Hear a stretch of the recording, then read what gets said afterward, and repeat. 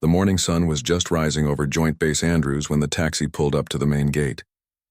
A young woman stepped out carrying a single duffel bag over her shoulder.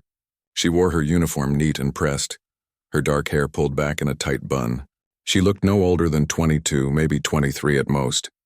Her face was smooth and fresh with barely a line to show any hardship or age. The guard at the gate checked her identification card. He looked at it, then looked at her, then looked at the card again. His eyebrows went up slightly. "Lieutenant Chen?" he asked, sounding unsure. "Yes, that's me," she said with a small smile. "Welcome to Andrews, ma'am. Just head straight down this road and turn left at the second building. That'll take you to the administration office." He handed back her card and saluted. She returned the salute and walked through the gate. Sarah Chen had been in the military for almost 10 years, but nobody would ever guess it by looking at her. She had one of those faces that seemed frozen in time, forever young, forever fresh. People always thought she was new. They always thought she was inexperienced. They always thought she needed help finding her way around. She didn't mind anymore.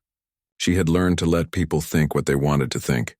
The base was busy that morning. Soldiers walked in groups, talking and laughing. Trucks rumbled past carrying supplies. Helicopters sat on the landing pads like giant metal insects. Sarah took it all in quietly as she walked. She had been to dozens of bases like this one. Some bigger, some smaller. Some in friendly countries, some in places where nobody even knew America had soldiers. When she reached the administration building, a young corporal behind the desk looked up at her. He couldn't have been more than 19 years old, with red hair and freckles covering his nose. "Can I help you?" he asked. "Lieutenant Sarah Chen, reporting for duty. I'm here to see Colonel Richards." The corporal typed something into his computer. He frowned at the screen, then looked back at her. "Are you sure you're supposed to see the colonel? I've got you down for new recruit orientation. That's in Building 7, starts at 0900 hours. Sarah kept her smile polite. "I'm certain. I'm assigned to logistics coordination. Colonel Richards is expecting me." The corporal looked doubtful but picked up his phone. After a brief conversation, he hung up and his face turned slightly red. "My apologies, Lieutenant. The colonel will see you now. 3rd floor. Office 312. "Thank you," Sarah said simply, and headed for the stairs. Colonel Richards was a tall man with gray hair and sharp eyes that missed nothing. When Sarah entered his office and saluted, he stood and returned the gesture, then offered his hand. "Lieutenant Chen, welcome. I've heard quite a bit about you." "Thank you. Sir, please sit down." He gestured to a chair across from his desk. "I'll be honest with you, Lieutenant. When I got the call that you were being assigned here, I was surprised. Most people in your position would be looking at promotions, special assignments, maybe a position at the Pentagon. Instead, you asked for logistics coordination at a stateside base." Sarah nodded slowly. "I felt it was time for a change, sir." The colonel studied her for a long moment. "I read your file, or at least the parts I'm cleared to read. Most of it is blacked out. Classified at levels I've never even seen before." He leaned back in his chair. "I won't ask questions I know you can't answer, but I want you to know that you're welcome here. If you need anything, my door is open." "I appreciate that, sir." They discussed her duties for the next hour. She would be coordinating supply chains for various operations, managing inventory and ensuring that equipment and materials reached the right places at the right times. It was important work, but it wasn't dangerous.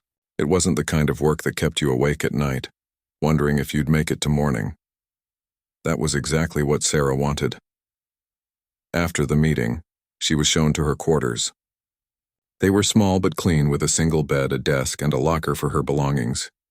She closed the door behind her and set her duffel bag on the bed. Carefully, she unpacked. Uniforms went on hangers. Toiletries went in the bathroom. Books went on the desk. And then, from the very bottom of the bag, wrapped in black velvet cloth, she pulled out 5 small cases. She opened them one by one, looking at the medals inside. Each one was identical in shape, a 5-pointed star hanging from a light blue ribbon. Each one represented the highest honor the United States military could give. Each one came with a story that would never be told in public. The first medal was from Yemen. 42 hostages held in a basement for 6 months. Everyone said they were already dead. Sarah went in alone and brought every single one of them out alive. The second was from Afghanistan, a biological weapon that would have killed thousands, maybe millions. Sarah had 30 minutes to disarm it. She did it with 12 seconds to spare. The third was from Syria, a terrorist cell planning attacks on 3 major cities. Sarah spent 2 months undercover, gathering intelligence, gaining trust. When the time came, she stopped them all in one night. The fourth was from Somalia, a warlord who controlled the entire southern region through fear and violence. Sarah tracked him for weeks through the desert, finally cornering him in his compound. He didn't walk out. The fifth was from Pakistan, a nuclear scientist being held against his will, forced to build weapons for extremists. Sarah extracted him from a facility that was supposed to be impossible to breach. She had the scars on her back to prove how close she'd come to failing. 5 medals, 5 impossible missions. 5 times she should have died but somehow didn't. She closed the cases and placed them carefully in her locker, underneath her spare uniforms where nobody would ever see them. Then she sat on her bed and took a deep breath. This was supposed to be different. This was supposed to be quiet, safe, normal. She hoped she could learn how to be normal again. That afternoon, she reported to the logistics building to meet her new team. The office was large and open with desks arranged in neat rows. About 20 people worked there, some in uniform, some in civilian clothes. They all looked up when she walked in. A woman in her 40s approached first. She had captain's bars on her collar and a name tag that read Martinez. "You must be Lieutenant Chen." "I'm Captain Martinez, second in command of this unit. Major Hendricks is out today, but you'll meet him tomorrow." She shook Sarah's hand firmly. "Let me introduce you to the team." As they walked through the office, Sarah could feel the eyes on her. She could hear the whispers even though they tried to be quiet about it. She looked so young. Is that really a lieutenant? Bet she's fresh out of the academy. Wonder who her daddy is to get her assigned here. Sarah had heard it all before. Every new assignment started the same way. She smiled at each person as she was introduced, shook hands, made small talk. She didn't try to prove anything. She had learned long ago that actions spoke louder than words. At one desk, a man with Master Sergeant stripes stood up. He was built like a bear, with a thick neck and arms that strained against his uniform sleeves. His name tag said Cooper. "Lieutenant," he said with a nod, but his eyes were cold. "How long you been in?" 10 years, Sergeant." His eyebrows shot up. 10 years? You don't look old enough to have been in for 10 years. "I get that a lot," Sarah said calmly. "What did you do before this?" "Desk work. Various assignments. Some overseas." "Overseas," he repeated like he didn't quite believe her. "Well, ma'am, logistics is real military work. Not like pushing papers in some air-conditioned office. You're going to need to learn a lot real fast." Sarah met his eyes steadily. "I'm ready to learn, Sergeant." He grunted, clearly not impressed, and sat back down. Captain Martinez looked embarrassed. "Don't mind Cooper. He's been here 15 years and thinks he knows everything." "It's fine," Sarah said quietly. "I understand." The rest of the day passed slowly. Sarah was given manuals to read, computer systems to learn, procedures to memorize. She sat at her new desk and worked through it all methodically. People walked past, glancing at her with curiosity and doubt. When evening came and most people had gone home, Sarah finally left the office. She walked across the base as the sun set, turning the sky orange and pink. Her body ached in places that would never fully heal. Her mind carried memories that would never fully fade. But she was here. She was safe. She wasn't jumping out of helicopters in the middle of the night or crawling through tunnels with bombs strapped to her chest. This was her new life now. She just had to figure out how to live it. Sarah's first week at Joint Base Andrews passed in a blur of paperwork and skeptical looks. Every morning she arrived at the logistics office at 7 sharp. Every evening she left after most others had gone home. She kept her head down and did her work without complaint, but she could feel it. The doubt, the whispers, the way people talked slower to her like she might not understand, the way they checked her work twice, 3 times looking for mistakes. On Friday morning, Major Hendricks finally returned from his temporary assignment. He was a stocky man in his 50s with a thick mustache and a no-nonsense attitude. He called Sarah into his office within an hour of arriving. "Lieutenant Chen," he said, gesturing for her to sit. "I've been reading the reports from this week. Captain Martinez says you're a fast learner." "Thank you, sir. But I'll be honest with you. Some of the others have concerns. They think you're too young for this position. They think you got here through connections rather than merit." He held up a hand before she could speak. "I'm not saying I agree. I'm just telling you what I'm hearing." Sarah kept her face neutral. I understand, sir. Good, because I'm about to give you a chance to prove yourself. He pulled out a thick folder and dropped it on the desk between them. We've got a humanitarian mission going into a conflict zone. Eastern Africa, near the border between two countries that have been fighting for years. We're sending medical supplies, food, water purification systems. Standard relief operation. Yes, sir. The problem is the team assigned to coordinate this has been struggling. The previous officer in charge quit last month. Since then, it's been chaos. Supplies arriving late, paperwork errors, communication breakdowns. The mission is supposed to launch in 2 weeks, and right now it's a mess. He leaned forward, his eyes sharp on her face. I'm putting you in charge of it, Lieutenant. Get it organized. Get it done right. If you can pull this off, you'll earn the respect of everyone in this office. If you can't, he shrugged. Well, maybe they're right about you. Sarah felt something stir inside her, something she'd been trying to keep buried. The feeling of a challenge, a mission, something that mattered. I won't let you down, sir. I hope not. Captain Martinez will brief you on the details. You'll have a team of 12 people working under you. Good luck, Lieutenant. When Sarah walked out of his office, she found Captain Martinez waiting with the folder of mission details. They went to a conference room where the rest of the team was already gathered. 12 faces turned to look at her as she entered. Some looked curious. Some looked skeptical. One looked openly hostile. That one was a captain named Marcus Webb. He was tall and lean with close-cropped hair going gray at the temples. His uniform displayed rows of ribbons and medals. His eyes were the hard eyes of someone who'd seen real combat. This is our new mission lead? He asked, not even trying to hide the doubt in his voice. Major Hendricks is putting a lieutenant in charge of a 12-person team for a mission this important. That's correct, Captain Webb, Martinez said firmly. Lieutenant Chen will be leading this operation. Webb crossed his arms. With all due respect, ma'am, I've been doing this for 15 years. I've coordinated supply runs into active war zones. I've been shot at, bombed, and ambushed. And we're supposed to follow someone who looks like she graduated high school last year? Several people in the room shifted uncomfortably. A few nodded slightly in agreement with Webb. Sarah walked to the front of the room and set down her folder. She looked at each person in turn, meeting their eyes calmly. Captain Webb, she said quietly, I understand your concerns. I know what I look like. I know what you're thinking. But Major Hendricks gave me this assignment, and I intend to complete it successfully. If you have experience that can help this mission succeed, I want to hear it. If you see problems, I want to know about them. But if you can't work with me, you can request a transfer right now. The room was silent. Webb stared at her for a long moment, then slowly uncrossed his arms. I'll give you a chance, he said. But the first time I see this mission going sideways because of inexperience, I'm going straight to the Major. Fair enough, Sarah said. For the next 3 hours, they went through every detail of the mission.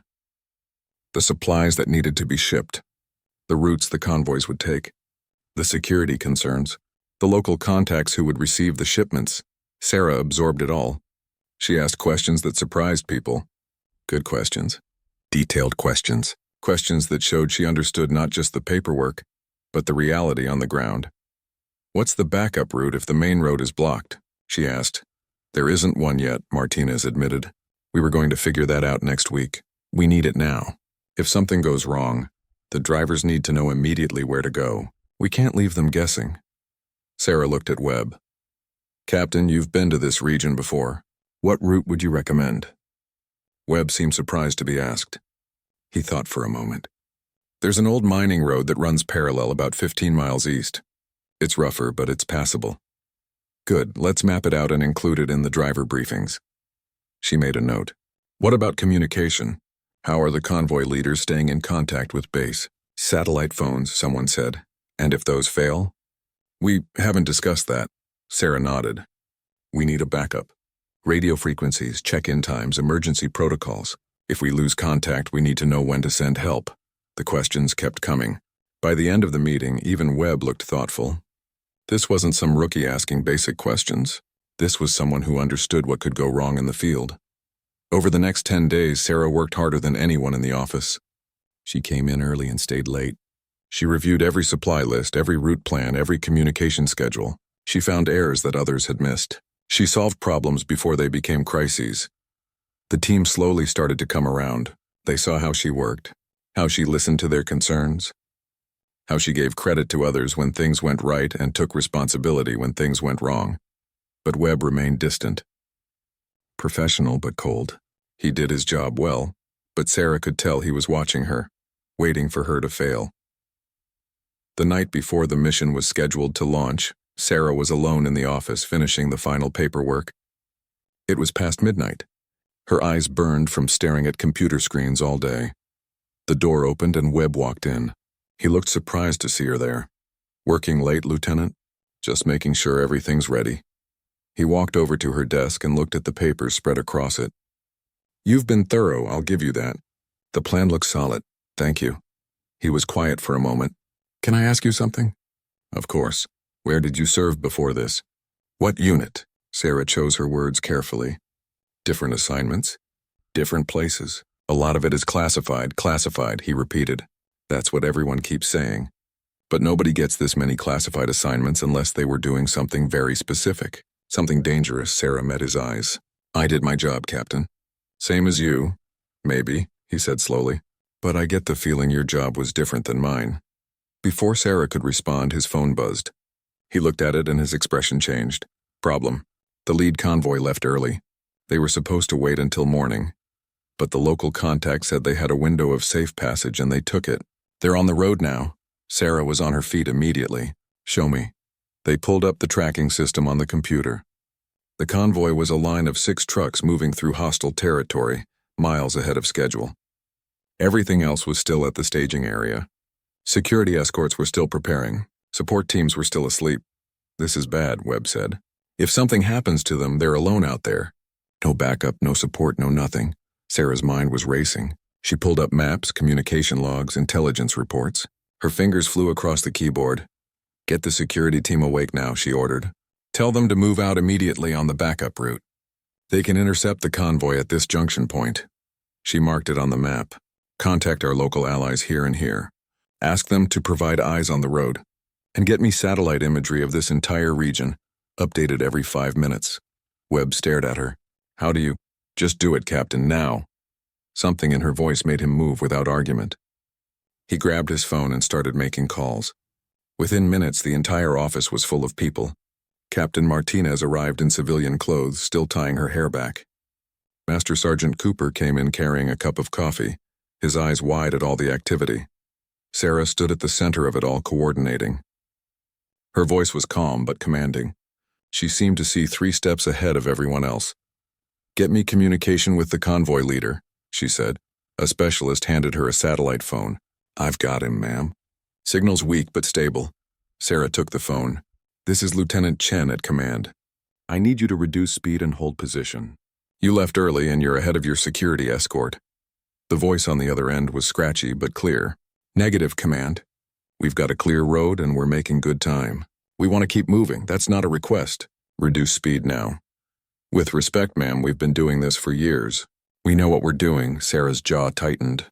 She looked at the map again. Something was wrong. She could feel it. "Captain Webb," she said quietly.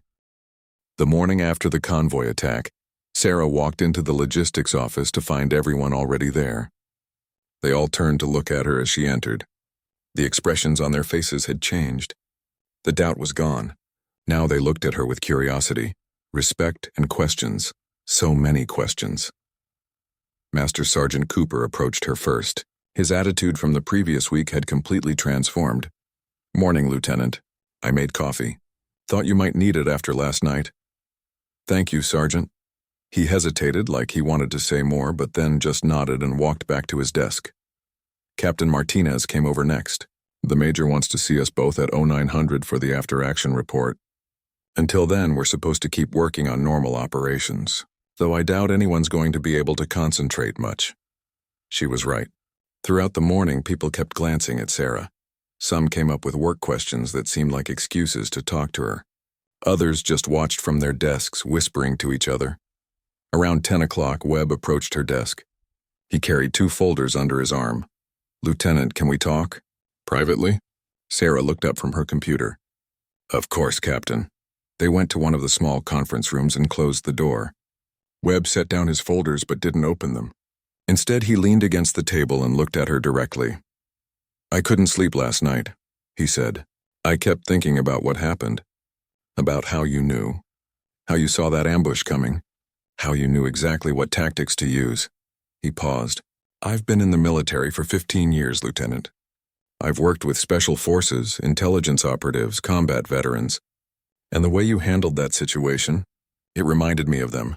Sarah said nothing, so I did some digging. I have a friend who works in personnel records. I asked him to look up your file. Sarah's expression didn't change, but inside she felt a tightness in her chest. He said your file is classified, not just parts of it, almost all of it. The only things visible are your name, your rank, and your assignment history. But even the assignment history is strange. You've been deployed to places that officially don't have U.S. military operations: Syria, Yemen, Somalia, Pakistan, Afghanistan. He opened one of the folders. It contained printed pages with large black rectangles covering most of the text. This is what your service record looks like. 90% redacted, classified at levels above top secret.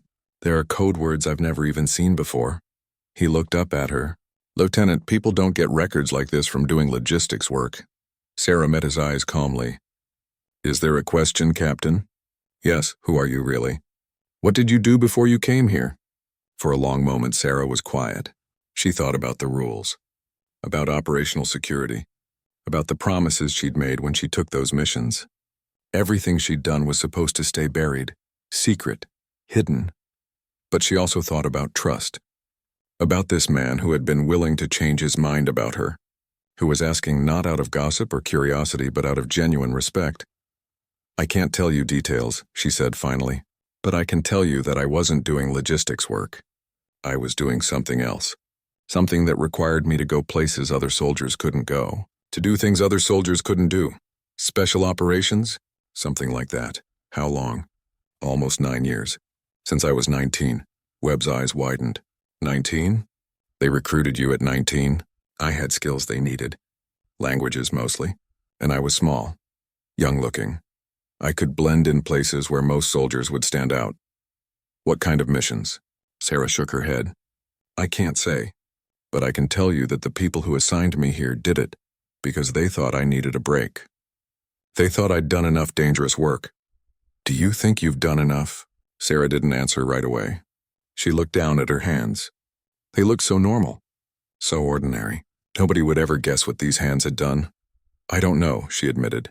Part of me wants to believe I can have a normal career now. Do normal work. But last night when that convoy was under attack, I felt something I've been trying to forget. It felt like I was back in the field, back in the mission. And it felt, she struggled for the word, right, like that's where I'm supposed to be. Webb nodded slowly. I've felt that too. After my first deployment, I tried to settle into a desk job. Lasted 6 months before I requested to go back to the field. Some people are made for the quiet work. Others need the danger to feel alive. Is that a bad thing? I don't know. But I know that people like us, we pay a price for it. We see things, do things that change us, and we can't ever really go back to being normal. They sat in silence for a moment. Can I ask you something else? Webb said. You can ask. I might not answer. Those places you went, Syria, Yemen, the others. Were you alone? Sarah thought about her teammates, the small elite group she'd worked with. Most of them were still out there, still doing the work. A few weren't alive anymore, sometimes alone, sometimes with a small team. It depended on the mission. And he seemed to be choosing his words carefully. You're okay? After all that? Sarah gave him a small, sad smile. Define okay.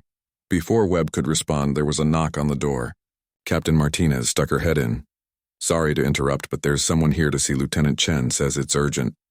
Sarah and Webb exchanged glances. They followed Martinez back to the main office. A man in a dark suit stood near the entrance. He looked out of place among all the uniforms. His face was expressionless, professional. Sarah recognized the type immediately. Government Intelligence, Lieutenant Chen, he said. I'm Agent Morrison. I need to speak with you privately. Sarah felt her stomach drop. She'd known this might happen. Last night's incident had drawn attention. The wrong kind of attention. They went to a secure conference room.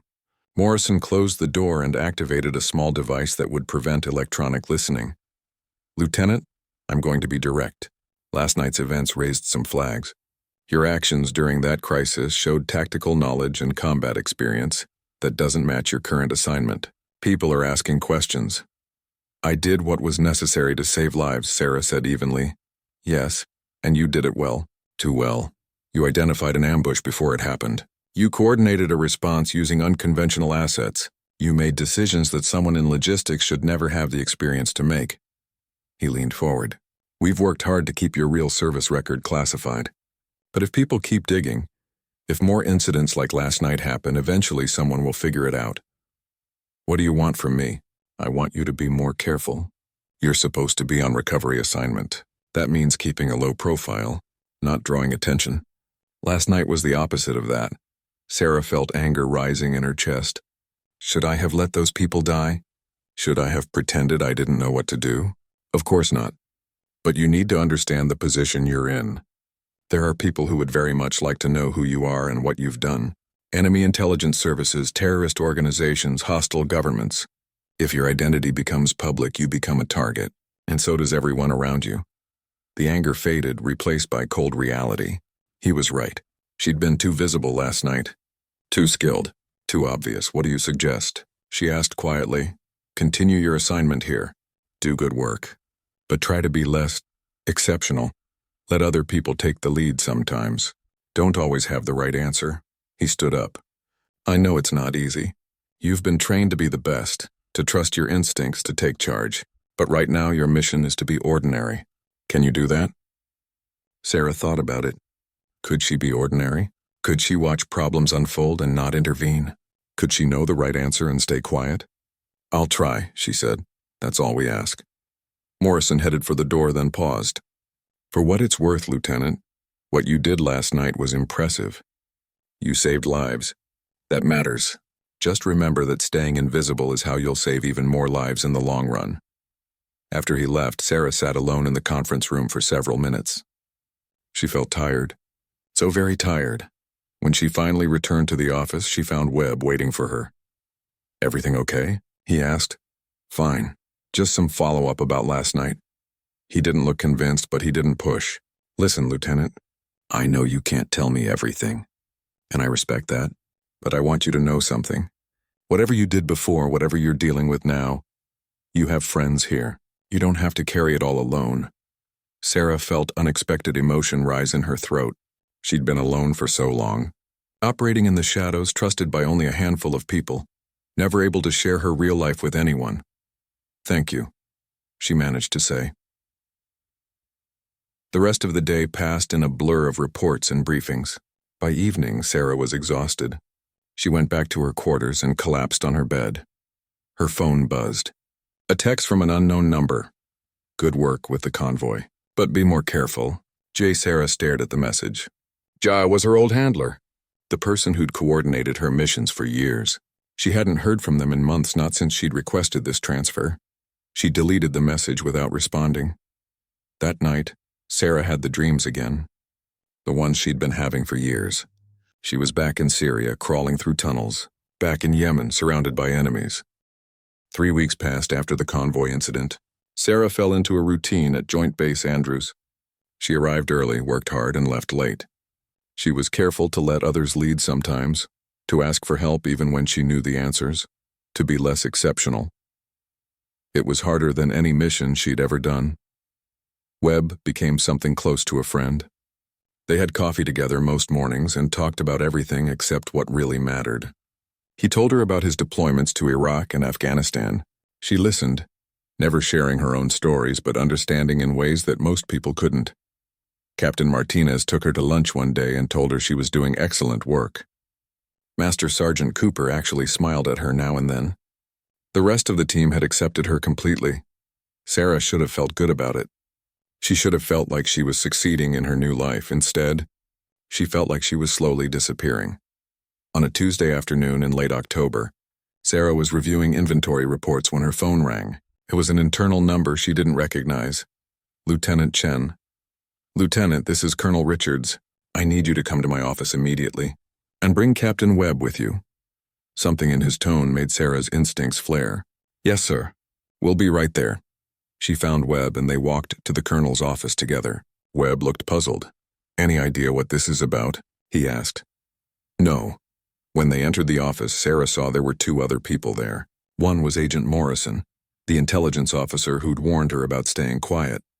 The other was a woman in a Navy uniform with captain's bars and a look that said she was used to being in charge. Close the door, Colonel Richards said. They did. The atmosphere in the room was tense. The Navy captain spoke first. Lieutenant Chen, I'm Captain Patricia Brennan from Naval Intelligence.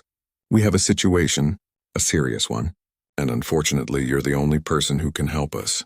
Sarah's heart sank. Ma'am, I'm on recovery assignment. I'm not cleared for— I know what you're cleared for, Lieutenant. And I know why you were assigned here. But this situation requires your specific experience and knowledge. Captain Brennan pulled up a photo on a tablet and showed it to Sarah. It was a satellite. Image of a compound surrounded by desert. Terrain. Do you recognize this location? Sarah looked at it carefully. Her stomach turned cold. That's in East Africa, near the Somali border. Do you recognize the compound specifically? Sarah's mouth went dry. Yes, that's Ibrahim al-Rashid's compound. I encountered him 3 years ago. Encountered, Brennan repeated. That's one way to describe it.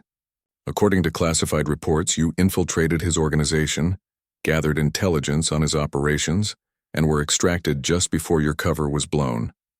Al-Rashid swore he'd find whoever betrayed him and make them suffer. Webb was staring at Sarah with wide eyes.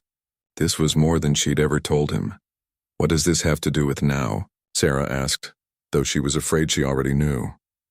2 days ago, a U.S. senator's daughter was kidnapped while doing humanitarian work in Kenya. Her name is Emily Chambers. She's 23 years old. Along with her, 12 aid workers were taken. All American citizens. Brennan swiped to another image. It showed a young woman with blonde hair and a bright smile, wearing a medical vest and standing with local children. The kidnappers have made no ransom demands, no contact at all, but our intelligence suggests they've been moved to al-Rashid's compound. We believe he's planning to use them as leverage, possibly for prisoner exchanges or political concessions. Or he might just kill them, Sarah said quietly. He's done it before. Exactly. Which is why we need to move fast. We're putting together an extraction team. But there's a problem. Al-Rashid completely rebuilt his security after your operation 3 years ago. We don't have current intelligence on the compound's layout, guard patterns, or security systems. Satellite imagery can only tell us so much. Sarah saw where this was going. You want me to tell you what I remember? More than that. We want you to go in. The room went silent. No, Agent Morrison said firmly. That's not happening. Lieutenant Chen is on restricted duty. Her identity has to remain classified. Sending her back into the field, especially on a mission connected to her previous operations, is too dangerous. 13 American lives are at stake. Brennan countered. Lieutenant Chen knows that compound. She knows al-Rashid's psychology, his tactics, his weaknesses. She can get in and out in ways that a standard extraction team can't. And if she's recognized? If al-Rashid realizes who she is, she'll be killed. Or worse, Webb finally spoke up. Excuse me, but does Lieutenant Chen get a say in this? Everyone turned to look at him. I mean, you're all talking about her like she's not in the room, but she's the one you're asking to risk her life. Maybe you should ask what she thinks. They all looked at Sarah. She was staring at the photo of Emily Chambers, 23 years old. The same age Sarah had been on her second mission. Young, idealistic, trying to help people, and now she was in the hands of a monster who would show her no mercy. Tell me about the situation on the ground, Sarah said quietly. Brennan pulled up more images.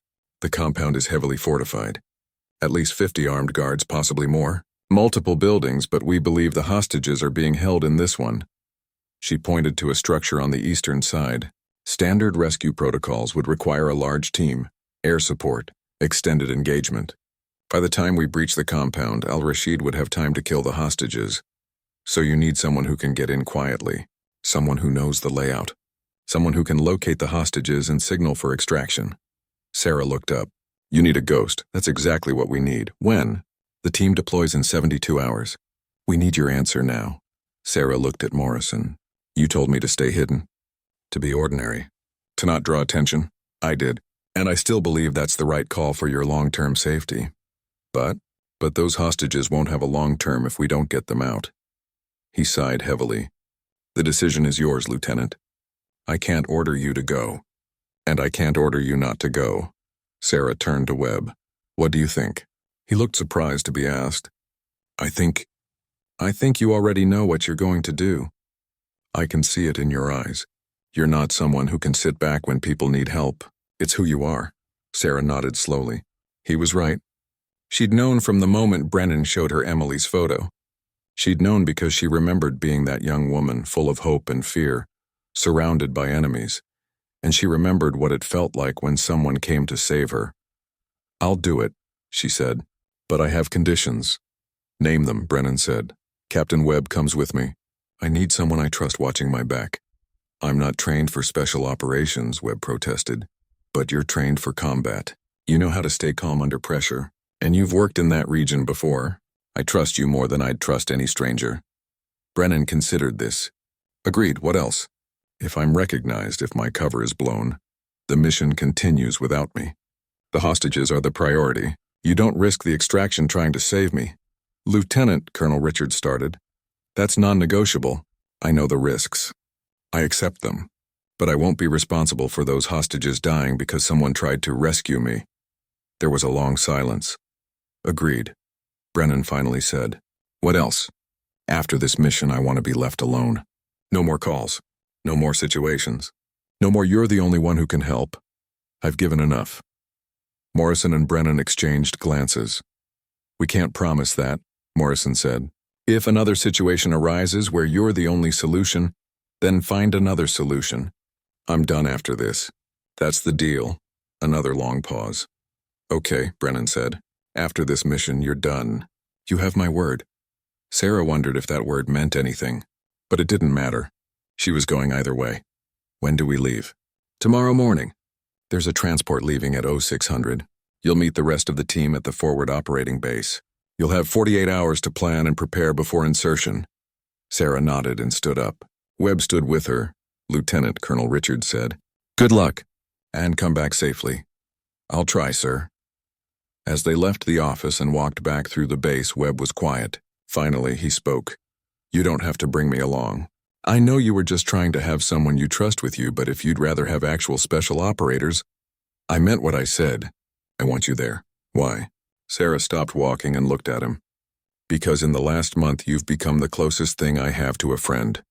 Because you've seen enough combat to understand what we're walking into, and because when things get difficult, when I have to make impossible choices, I need someone there who sees me as human, not as a weapon. Webb's expression softened. Okay, then I'm with you. Whatever happens.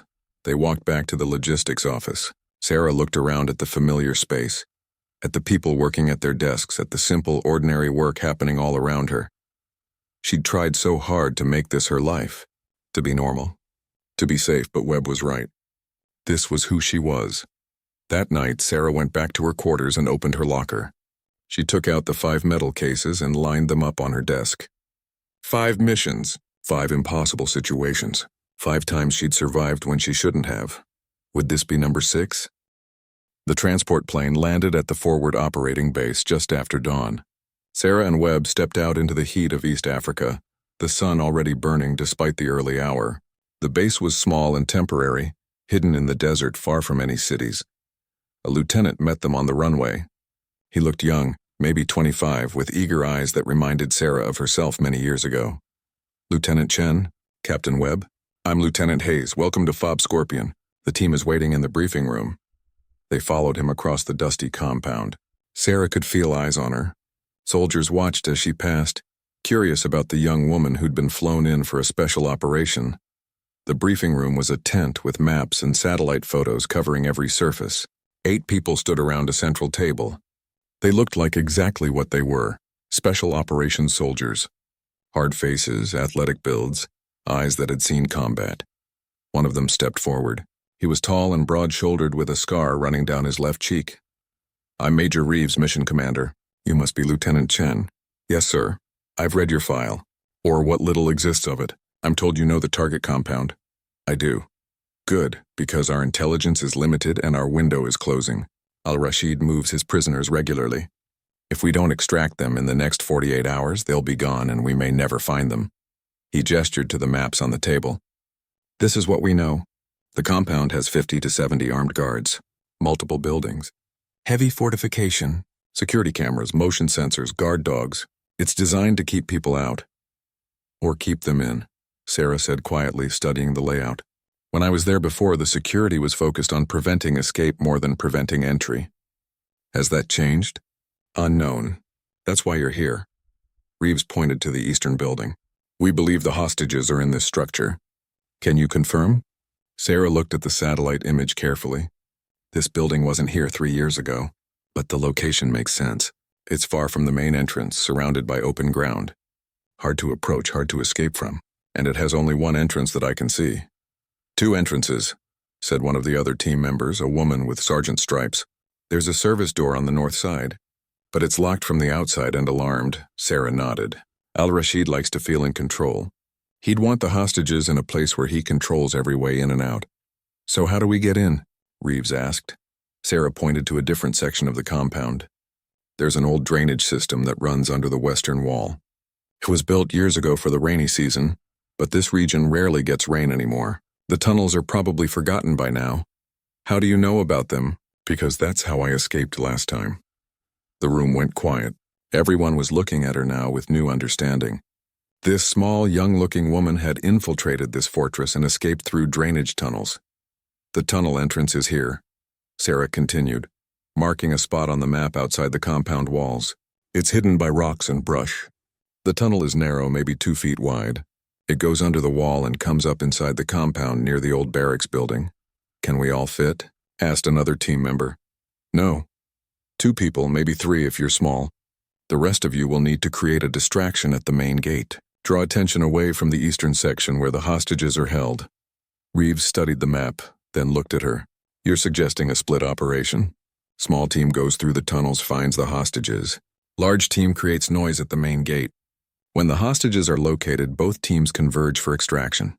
Yes, but the tunnel team needs to move fast and quiet. If we're detected before we reach the hostages, Al-Rashid will kill them. So who goes through the tunnels? Sarah met his eyes. Me, I know the way. And Captain Webb. He's trained in close quarters combat and field medicine. If any of the hostages are injured, we'll need that expertise. Webb looked surprised but didn't argue. Reeves considered this. You trust Captain Webb in a tight situation? With my life. Okay, you 2 take the tunnels. The rest of us hit the main gate. We'll have helicopter support standing by for extraction. Once you locate the hostages, you send the signal and we all move in together. They spent the next 6 hours planning every detail. Entry points, timing, communication protocols, backup plans. Sarah reviewed the layout over and over, trying to remember every detail from 3 years ago. Some memories were clear. Others were fuzzy, distorted by time and trauma. That evening, Sarah found a quiet corner of the base and sat alone, trying to calm her mind. Webb found her there. You okay? He asked. Just preparing mentally. He sat down beside her. I've been on combat missions before. Convoys, patrols, some firefights. But nothing like this. This is different. It is. How do you do it? How do you stay calm when you know what's coming? Sarah was quiet for a moment. I think about why I'm doing it. I think about the people who need help, and I accept that I might not come back. That's dark, but realistic. If you go into a mission like this thinking you're invincible, you make mistakes. If you accept that you might die, you're more careful, more focused. Webb nodded slowly. Is that what you did on all your missions? Every single one. And you're still here, so far. They sat in comfortable silence as the sun set over the desert. In the distance, they could hear the sounds of the base. Trucks moving, soldiers talking, helicopters being prepped. Sarah, Webb said, using her first name for the first time. If something happens to me tomorrow, nothing's going to happen, but if it does, I want you to know that I'm glad I met you. You changed how I see things, how I see what it means to serve. Sarah looked at him. Marcus, you're going to be fine. We both are. We're going to get those hostages out and go home. You really believe that? I have to. The next morning, they geared up before dawn. Sarah wore black tactical clothing with body armor. She carried a sidearm, a knife, and a small radio. No heavy equipment. Everything had to be light enough to fit through narrow tunnels. Webb was dressed similarly, with the addition of a medical kit strapped to his back. The team moved out in darkness, traveling in armored vehicles across the desert. They stopped 2 miles from the compound and continued on foot. Sarah led Webb to the drainage tunnel entrance while Reeves and the others positioned themselves near the main gate. The tunnel entrance was exactly where Sarah remembered it, hidden behind a pile of rocks. She pulled away the brush and revealed a dark opening barely wide enough for a person to squeeze through. "This is it?" Webb asked, staring into the blackness. "This is it. Stay close behind me. Don't use your light unless absolutely necessary. And if I stop suddenly, you stop. Some sections are unstable." She clicked on her radio. "Tunnel team entering now. Stand by." "Copy that," Reeves' voice came back. "We're in position. Move when ready." Sarah took a deep breath and entered the tunnel. It was even smaller than she remembered. The walls pressed in on both sides. The air was stale and thick. She had to crawl on her stomach, pulling herself forward with her elbows. Behind her, she could hear Webb breathing heavily as he followed. 20 feet in, 50 feet, 100 feet. The tunnel branched in different directions. Sarah paused at each intersection, trying to remember the correct path. "Left here, straight there." Right at the next junction, her radio crackled. "Tunnel team, what's your status?" "Halfway through." 5 minutes out. They kept moving. Sarah's shoulders scraped against the walls. Her knees ached from crawling on the rough ground. Sweat poured down her face despite the cool air in the tunnel. Finally, she saw light ahead. The exit point. "We're almost there," she whispered to Webb. She approached the exit carefully, listening. Voices above. Footsteps. Guards patrolling. They waited for 10 minutes until the footsteps faded. Then Sarah slowly pushed aside the metal grate covering the exit and looked out. They were inside the compound, exactly where she'd planned. The old barracks building was 30 feet to their left. The building holding the hostages was 200 feet to their right, across open ground. "We need to wait for the distraction," she whispered. Right on schedule. Explosions erupted at the main gate, gunfire, shouting. The entire compound came alive with activity. Guards ran toward the front, weapons ready. "Now," Sarah said. They climbed out of the tunnel and ran in a low crouch toward the hostage building. They pressed against the wall, breathing hard. "How do we get in?" Webb asked. Sarah pointed to a window 10 feet up. "I'll boost you. You open it from inside and lower me down." They executed the move quickly. Webb disappeared through the window. Moments later, he opened a side door and Sarah slipped inside. The building was dark and quiet. Too quiet. Sarah's instincts flared with warning. They moved through the corridors, checking each room. Empty. All empty. "Where are they?" Webb whispered. Then Sarah saw it. Fresh markings on the floor. Drag marks leading to a staircase going down. "Basement," she said. "They're in the basement." They descended the stairs slowly. At the bottom was a heavy metal door. Locked. Webb pulled out a small explosive charge. "This'll blow the lock. But everyone will hear it. Do it. We're out of time anyway." The explosion was loud in the confined space. The door swung open and they rushed inside. 13 people huddled against the far wall, filthy and terrified. Emily Chambers was among them, her blonde hair matted, her face bruised.